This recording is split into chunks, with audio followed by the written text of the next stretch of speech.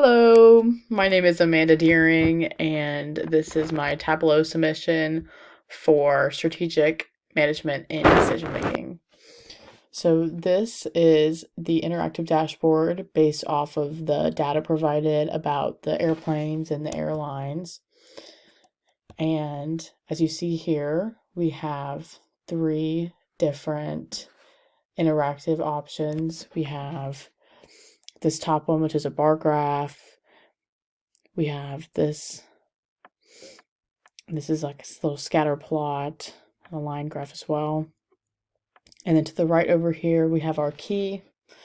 This just pretty much shows for whatever given choice that we have, what the range is for that and where it might lie based off of the color code on here. So if we were to change this from profit to asset, for instance, these numbers would change, and along with everything else on the dashboard would change as well. So for options to see things within our interactive dashboard, we have assets, debt over assets, debt, employees, earnings per share, profit, revenues, return on assets, and return on shares. So those are the options that we can make interactive and see the relationships between them and the relationships between different airlines in them as well. So we have our chart that displays all of the different airlines. We also have an average in there as well to compare. And then we also have a bar for the years.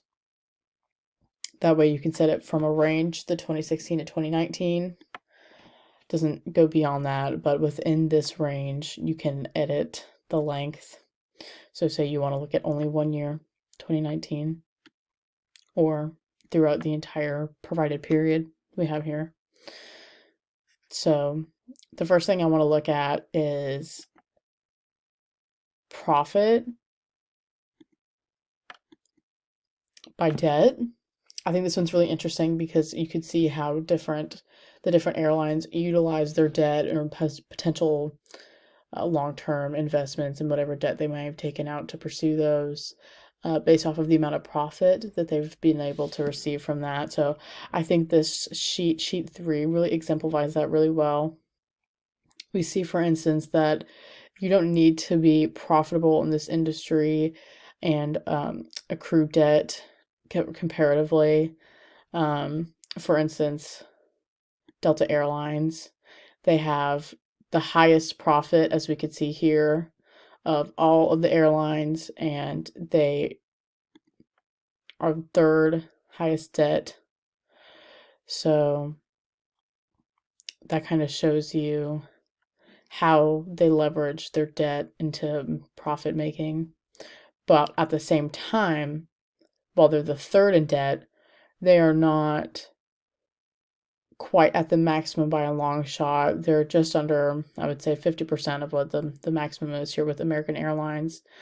And you can see here, American Airlines, they do pretty well profit-wise also. They're the fourth highest in profit.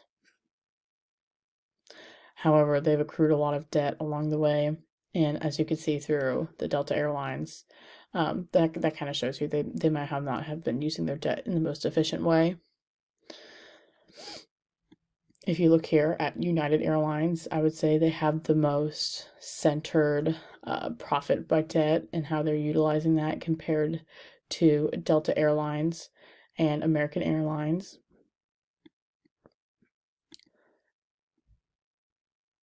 United Airlines falls third for profit. We could also see their revenue by employees. Now, I think this one is very interesting. You could see how efficient your employees are and how the number of employees affects how much revenue that you have. So, as we can see here, American Airlines has the most amount of employees, and they also have the highest amount of profit. So you can see that there is a direct correlation, or the highest amount of revenue, the highest amount of revenue, they bring in the most amount of money, and they also have the most employees. So you could see in this industry, especially in this sheet as a whole, if you did a line of best fit, there is a strong correlation in the airline industry regarding how many employees that you have, as well as how much revenue you could expect to bring in. It's pretty straight across the board here. You can also see year after year how time has gone on. It looks as though a lot of these less revenue grossing airlines don't really increase in their employee count that much. I would say these are all pretty horizontal looking lines. They're not all exactly, but compared to the top 3 revenue grossing airlines, you can see they've all made from 2016 to 2019 a considerable increase, about $10,000 each, and for all of these, maybe just less than that. I would say 6 to 10,000 number increase in employees. You could say that probably benefits them in the long run, that they recognize that as they grow and they allocate more employees to do more specific jobs, they are then grossing more revenue overall. We could also look at this sheet from 2016, from the start of this data. We could see that in the beginning, Delta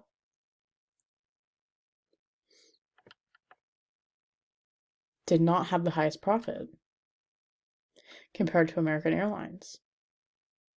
But as time went on, and they continued to compare strategies to their competitors, they added more employees to their company.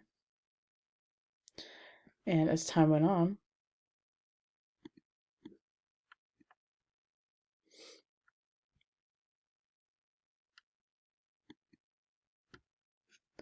they were able to position themselves better.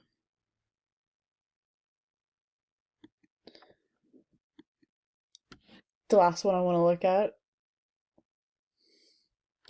is assets to revenue.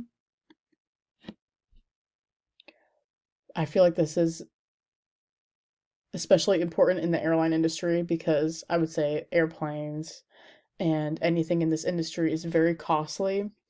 And I think it is interesting to demonstrate how their assets compare to how much money they're making. Maybe quality goes into the asset. Maybe quality goes into different airline experiences, and how the quality of those assets or quantity of assets can another be a reason for a costly asset, how that impacts their revenues. You can see there again is a pretty direct correlation here between revenues and assets and the price of them. Again, we see that Delta Airlines takes the lead here for assets. You could also see how they have increased from 2016 yet again. I think this is very important to notice. I think you could see how a lot of these lower tiered companies that are, where's the average? I would say below the average are not really making strides in this regard to improve their assets. Let's see, debt is staying about the same, and their earnings per share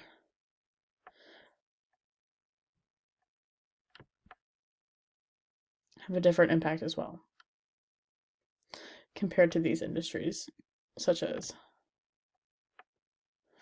Delta.